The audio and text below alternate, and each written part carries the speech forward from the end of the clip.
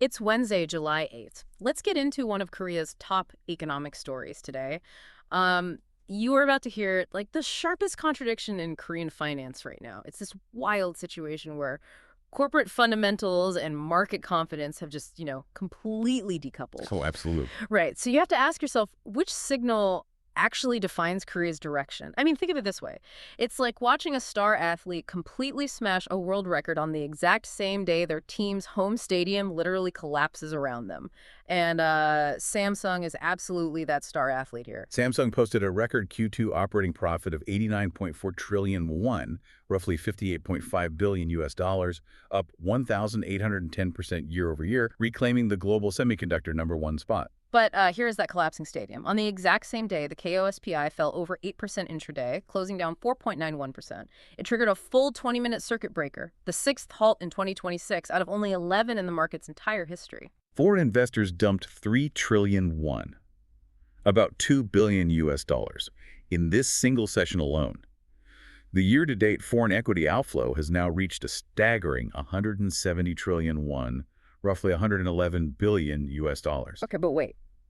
Just mathematically speaking, a $58.5 billion profit from your flagship company it should easily buoy the broader index, right? You would definitely think so, yeah. So if foreign capital is sprinting for the exits despite that massive earnings win, they must be pricing in some kind of localized risk that just, completely outweighs global semiconductor demand. Exactly. I mean, institutions aren't reacting to Samsung's earnings at all here. They're reacting to a breaking point where extreme currency weakness is colliding with long-standing governance fears. Ah, the classic Korea discount. Right, exactly. Institutional algorithmic models look at that Korea discount, the opacity of family-controlled structures, historically low dividends, and they're programmed to automatically dump risk when macro conditions deteriorate. Regardless of how well one single company is doing. Yeah, completely. Regardless of the athlete's performance, just going back to your analogy. But triggering a circuit breaker for only the 11th time in market history, that shows this isn't just retail panic, right? This is full-on institutional capitulation. Oh, for sure.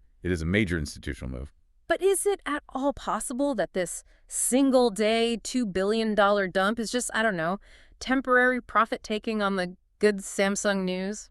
Well, the timing definitely catches people off guard, but this is a very calculated exit from the market's underlying structure. How so? Because when a company like Samsung prints money, retail investors typically expect a rally. But institutional models, they use that exact moment of high liquidity when retail is buying up all the good news to quietly exit their positions at scale. Oh, wow. So the athlete sets the record, the crowd cheers, and the owners just sell the stadium right then and there. Yeah, that's exactly what's happening. They sell the stadium to whoever is distracted by the world record. Man, so if you're watching your portfolio today, you're probably wondering if this violent swing is just a one-off shock or, a permanent exit strategy. You really have to zoom out and look at the broader timeline. The massive 170 trillion won year-to-date outflow confirms this is a structural repositioning by foreign institutions, not just a temporary market shock. Samsung's record operating profit provides zero offset because foreign capital is currently pricing in Korea's macro risks and governance opacity, not its semiconductor earnings.